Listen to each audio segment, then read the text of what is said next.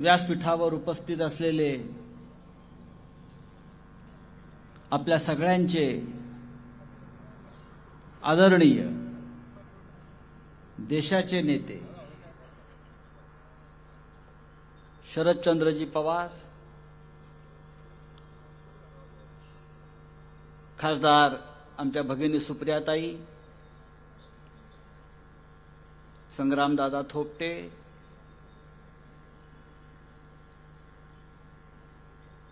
आमदार संजय जगताप, शशिकांतजी शिंदे, या भागातले आमचे शिवसेनेचे तडफदार नेते कुलदीप तात्या कोंडे, आणि मगाशी फार मोठी व्यासपीठावरल्या नेत्यांची यादी सुप्रियाताईंनी वाचली. त्या उमेदवार आहेत, त्यांना वाचावंच लागेल. पण आज आपण इथे सगळे जमलेले आहात ते माननीय शरद पवार साहेबांना ऐकण्यासाठी. सुप्रियाताईंनी मला आमंत्रण दिलं, मी आलो, कारण हे घरचं नातं आहे. शरद पवार या देशातले राजकारणातले पितामह आहेत. मी त्यांना भीष्म पिता हा यासाठी म्हणत नाही, कारण भीष्म कौरवांच्या बाजूने होता आणि भीष्म शेवटी हा लढाईच्या शेवटी शरपंजरी पडला, लढू शकला नाही. पण हा आमचा पितामह अजून मैदानामध्ये उभाय, लढतोय. आणि लढणाऱ्याचाच इतिहास लिहिला जातो, पळपुट्यांचा नाही. या व्यासपीठावर आणि समोर ही लढणाऱ्यांची फौज आहे. सुप्रियाताईंनी मगाशी आपल्या भाषणामध्ये एक महत्त्वाचा मुद्दा मांडला विकासाच्या दृष्टीनं. तो म्हणजे आपलं सरकार आल्यावर आपण कर्जमाफी करू असंच आपण सांगितलं. नक्कीच कर्जमाफी करू, पण गद्दारांना माफी करणार नाही. माफी करू शेतकऱ्यांसाठी, पण गद्दारांना माफी करणार नाही. गद्दारीला माफी नाही यापुढे. मगाशी व्यासपीठावर बसलो असताना पवार साहेबांनी समोर असं दाखवलं, पहा इथे किती पांढऱ्या टोप्या आहेत. त्या या भागामध्ये अजूनही पांढऱ्या टोप्या आहेत. आणि जरा सूर्य मावळला, हे प्रकाश हा सुरू झाला आणि या टोप्या अधिक उजळून निघाल्या, स्वच्छ चकचकीत. ह्या टोप्या काही बीजेपीच्या वॉशिंग मशीनमधून धुवून आलेल्या नाहीत. या ओरिजिनल प्रामाणिक, या बदलणाऱ्या टोप्या नाही आहेत. आज इथे बदलली, उद्या तिथे बदलली, अजिबात नाही. ही लढाई जी आहे सुप्रियाजी, बारामतीतली लढाई नाही आहे, ही महाराष्ट्राची लढाई आहे. आणि महाराष्ट्राची लढाई या बारामतीच्या मैदानात किंवा या युद्धभूमीवर खेळली जाते. उद्धव ठाकरे सुद्धा दौरे करतायत, माननीय शरद पवार साहेब फिरतायत, परवा राहुल गांधी महाराष्ट्रात येत आहेत. पण महाराष्ट्रातली लढाई ही मोदी विरुद्ध माननीय शरद पवार आहे. महाराष्ट्रातली लढाई ही उद्धव ठाकरे विरुद्ध नरेंद्र मोदी आहे. आपण आता विचार करायचा आहे की ज्या महाराष्ट्रानं इतकी आक्रमणं परतवून लावली, मोगलांना पाणी चारलं, आता आमच्या भाषेमध्ये बोटं छाटली, अफजल खानाचा कोथळा काढला वगैरे नाही, पाणीचा. जर गुजरात सारखं राज्य या महाराष्ट्रावर आक्रमण करणार असेल आणि महाराष्ट्राचा संपूर्ण उद्योग पळवून नेला जात असेल, आणि त्यांचा डोळा या महाराष्ट्रात स्वाभिमान अभिमान यासाठी लढणारा राष्ट्रवादी काँग्रेस पक्ष, त्यांचे नेते माननीय शरद पवार, बाळासाहेब ठाकरेंनी स्थापन केलेली शिवसेना यांच्या पाठीत वार करून हा महाराष्ट्र ताब्यात घेण्याचा विचार कोणी करत असेल तर हा मराठी माणूस छत्रपती शिवाजी राजांचा मावळा अजूनही जिवंत आहे हे त्यांनी लक्षात ठेवलं पाहिजे. काही लोक गेले सोडून,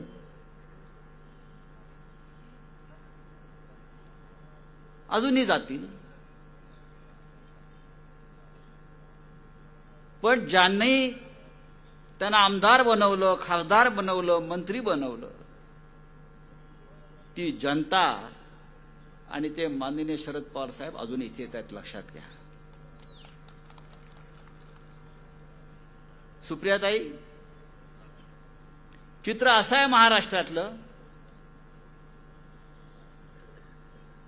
आकड्यात मोजू नका वगैरे ठीक आहे. परवा अमित शहा आले आणि काय म्हटले, यावेळेला महाराष्ट्रामध्ये मिशन 45. मिशन 45. मिशनच्या गोष्टी तुम्ही करू नका, तुम्ही कमिशनच्या गोष्टी करा. तुमचा पक्ष कमिशनवर पोचलेला पक्ष आहे. आम्ही मिशनवाले आहोत. आमचं मिशन आहे या राज्यातली प्रत्येक जागा महाविकास आघाडी म्हणून आम्ही जिंकू. या राज्यातला प्रत्येक उमेदवार हा महाविकास आघाडीचा आहे आणि त्या प्रत्येकाच्या मागे हे तीनही पक्ष ठामपणे उभे राहतील आणि त्या पद्धतीने आम्ही काम करतो. 45 पार काय, 4-5 जिंकल्या तरी पुरे, लाज राहील. देशाचे प्रधानमंत्री म्हणतात अब की बार 400 पार. क्या आपका बाप का राज आहे क्या? याच्यावरती आमची गोष्ट नाही. आपकी बार 400 पार, आपकी बार भाजपा तडीपार. तडीपार. तुम्ही आम्हाला तडीपारीच्या नोटिसा देता, आमच्या कार्यकर्त्यांना.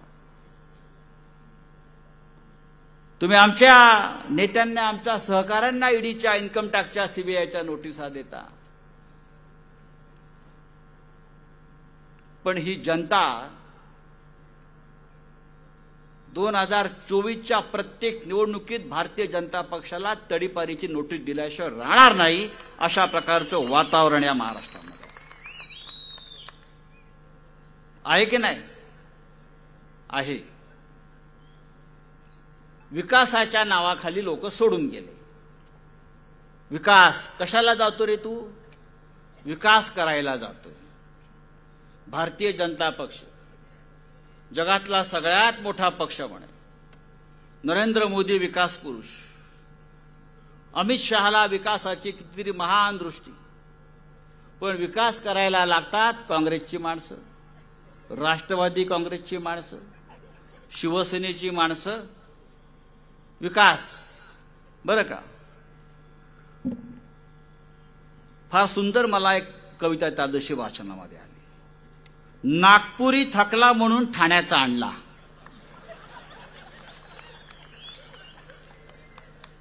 नागपुरी थकला म्हणून ठाण्याचा आणला, त्याच्याकडून जमिना म्हणून बारामतीचा बघितला.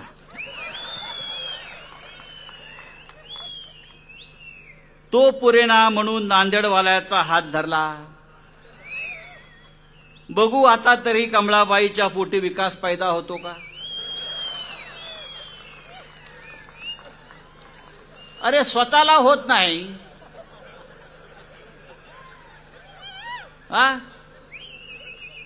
स्वतः विकास विकास विकास, कुठे आहे विकास? म्हणून हे 3-3 बाहेरचे नवरे केले.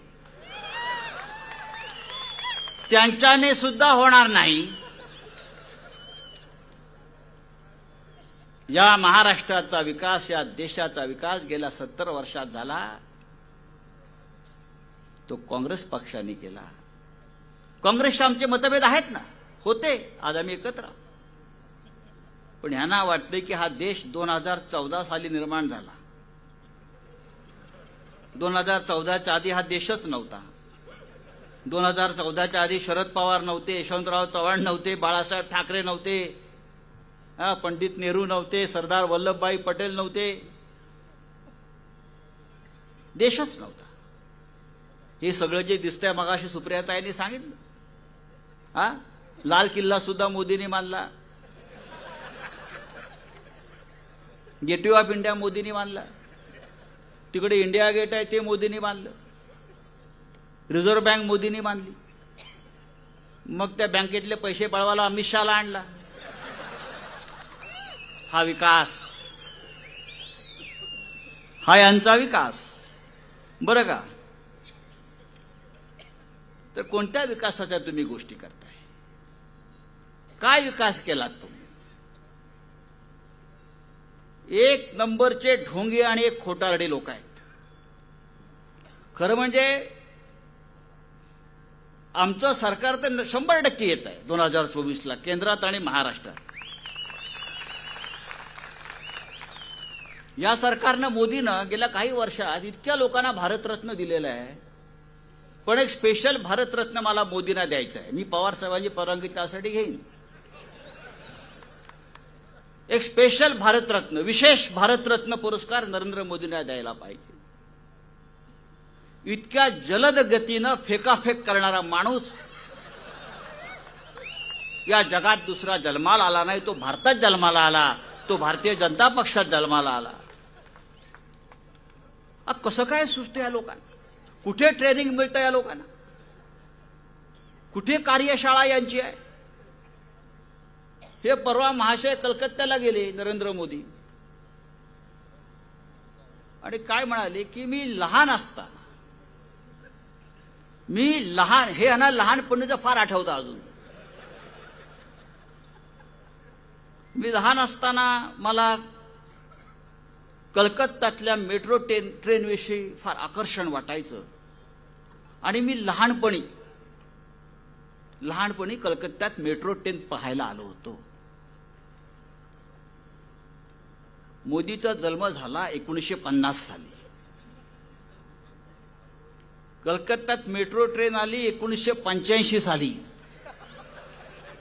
तेव्हा हा माणूस होता 36 वर्षाचा. 36 वर्षाच्या माणसाला वाटतं मी लहान आहे. बरं का? हा कुठल्या तरी गुजरातच्या स्टेशनला चहा विकायचा. ज्या स्टेशनवर हा चहा विकायचा, मोदीचा जन्म झाला 1950 साली. ते स्टेशन निर्माण झालं 1971 साली. तिथे रेल्वे धावली 1974 साली आणि हा त्या स्टेशनवर लहानपणी चहा विकायचा. त्याच्यामुळे मला असं वाटतं की एक स्पेशल भारतरत्न ह्यांना द्यायला हवं. जलद गतीनं फेकाफेक करणारी व्यक्ती म्हणून, किंवा या फेकाफेकीचा एक खेळ म्हणून ऑलिम्पिकमध्ये समावेश करावा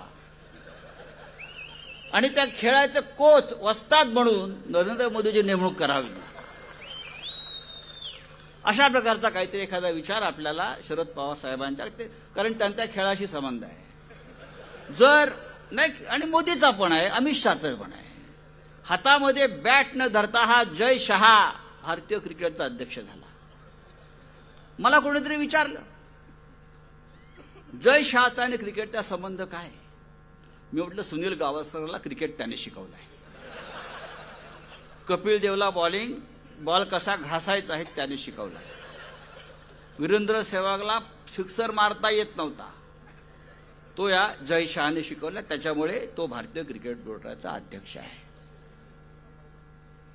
हे असे चोर, लफंगे, ढोंगी, खोटाटे लोक या देशावर आणि महाराष्ट्रावर राज्य करतायत आणि जय श्रीराम म्हणतायत. अरे, श्रीरामाचं नाव घ्यायची त्यांची लायकी आहे. राम हा सत्यवचनी होता, राम एकनिष्ठ होता, राम कुटुंबवत्सल होता. मोदी साहेब रामाला कुटुंब होतं. तुम्ही कोणत्या क्या मेरा देश मेरा परिवार. अरे जो माणूस फोटो काढताना कोणी मध्ये आला ते त्या माणसाला ढकलतो त्याचा कसा का परिवार असेल. तो मध्ये येणारा आपल्या मंत्र्याला ढकलतो हार घालताना, तो त्याचा परिवार होऊ शकत नाही. ते देश त्याचा परिवार कसा होणार. हा परिवार हा शेतकऱ्यांचा परिवार. शेतकरी आत्महत्या करतो. या महाराष्ट्रात गेल्या 10 वर्षामध्ये हजारो शेतकऱ्यांनी आत्महत्या केली. हा त्याचा परिवार नाहीये. हिंदुत्व. काश्मीरमध्ये हजारो काश्मीरी पंडितांना आम्ही परत त्यांच्या घरी पाठवू असे आणि वचन 2014ला दिलं आणि मतं घेतली. आजही काश्मीरी पंडित हे निर्वासितांच्या छावण्यामध्ये जगतायत. त्यांचा आक्रोश त्यांच्यापर्यंत जात नाही. हे काश्मीरी पंडित त्यांच्या परिवारात नाही. मणिपूर पेटलाय. हजारो महिलांची तिथे नग्न धिंड काढली जाते. लोकांना रस्त्यावर गोळ्या मारल्या जात आहेत.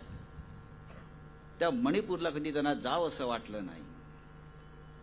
त्या लोकांचं दुःख समजून घ्यावं असं वाटलं नाही. मणिपूरची जनता त्याच्या परिवारात येत नाही. हजारो जवान गेल्या 10 वर्षामध्ये शहीद झाले. काश्मीरच्या खोऱ्यात, अरुणाचलच्या खोऱ्यात, लडाखमध्ये.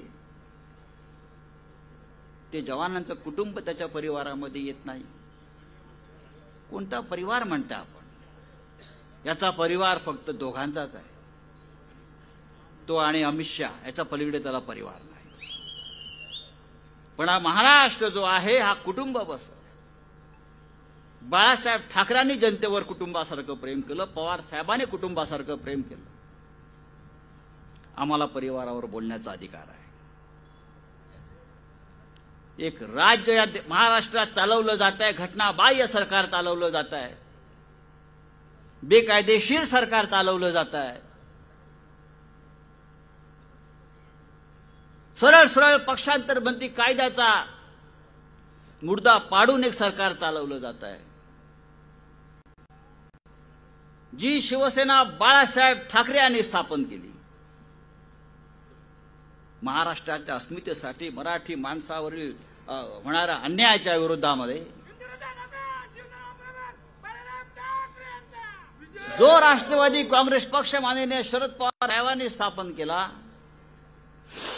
एका अस्मितेच्या विचारातून शेतकऱ्यांसाठी, कष्टकऱ्यांसाठी. ते पवार साहेब इथे समोर बसलेत निवडणूक आयोगासमोर. सुनावणी सुरू असताना निवडणूक आयोग बघतोय की पक्षाचे अध्यक्ष समोर बसलेत. आणि निर्णय काय? तर राष्ट्रवादी काँग्रेस अजित पवारांची, शिवसेना यांची. अहो ते जन्माला आले नव्हते शिवसेना स्थापन झाली तेव्हा. शिवसेना त्यांच्याकडे. ते विधानसभेचे अध्यक्ष आहेत एक राहुल नार्वेकर. त्यांनी 4 पक्ष बदलले आतापर्यंत. ते शिवसेनेमध्ये होते, ते राष्ट्रवादी काँग्रेसमध्ये होते. त्यांनी शिवसेना, राष्ट्रवादी काँग्रेस बेईमान लोकांच्या हातात दिली. विधानसभा अध्यक्षानं कसं वागू नये घटनात्मक पदावर बसलेल्या त्याचं ज्वलंत उदाहरण म्हणजे राहुल नार्वेकर. मग अशी शशिकांत शिंदेने मला आठवण करून दिली. कागद आहे शिंदे साहेब. संग्राम थोपटे बोलत होते, नाना पटोले यांनी राजीनामा दिल्यावर संग्राम थोपटे यांचं नाव विधानसभा अध्यक्षपदासाठी चाललं होतं. आज जर संग्राम थोपटे त्यावेळेला विधानसभेचे अध्यक्ष असते तर ते इकडल्या निष्ठावान छत्रपती शिवरायांच्या मावळ्यासारखेच वागले असते, कायद्यानं वागले असते, या देशाच्या संविधानानुसार वागले असते. आणि एक गद्दारांचं सरकार त्याने येऊ दिलं नसतं.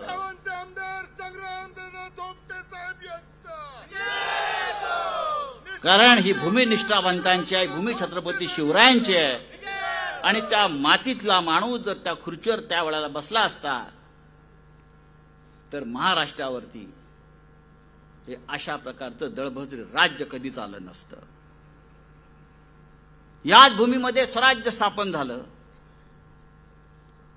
आणि याच भूमीतून आपल्याला पुन्हा एकदा नव्या स्वातंत्र्याची लढाई लढायची आहे, छत्रपती शिवरायांच्या साक्षीनं. आणि मला खात्री आहे, ज्या प्रकारचा उत्साह आपण दाखवताय, ज्या प्रकारच्या निष्ठा आपण दाखवताय, ज्या प्रकारे आपण माननीय शरद पवार यांच्यावर श्रद्धा दाखवताय,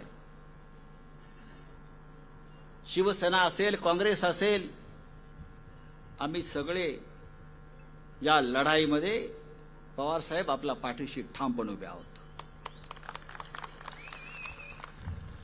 आणि ही बारामतीची लढाई नसून ही महाराष्ट्राची लढाई आहे, महाराष्ट्राच्या अस्मितेची लढाई आहे, प्रत्येक मराठी माणसाच्या अभिमानाची लढाई आहे.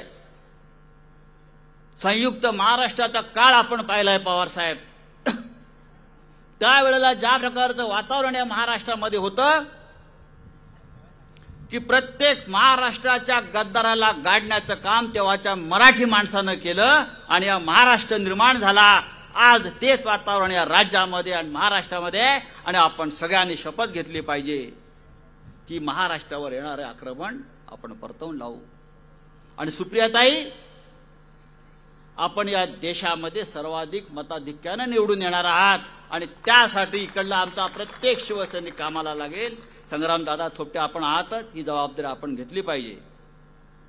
इतकंच मी सांगतो आणि तूर्त आपली रजा घेतो. जय हिंद, जय महाराष्ट्र.